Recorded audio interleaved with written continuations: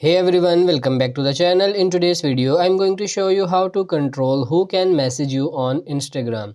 It's really simple and easy. For this, first of all, just open up the Instagram application here and then simply go for this message icon in the top right corner and go for this request here. Now you can see decide who can message you. You have to tap on it. It will land you on this page here.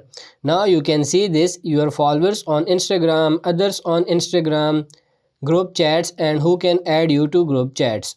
Now tap on this your followers on Instagram and you can see don't receive request or message request.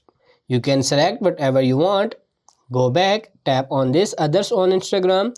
Again you can see message request or don't receive request. So you can select whatever you want. And if you go for this group chats, you can see who can add you to group chats and who can message you. If you tap on it, as you can see, not all messages are request account you follow. For example, you can send message to your chat list. So that's how you can control who can send you message or Instagram. So that's pretty much it for this video. I hope this video was helpful. If it is, like it and subscribe to the channel. Thank you.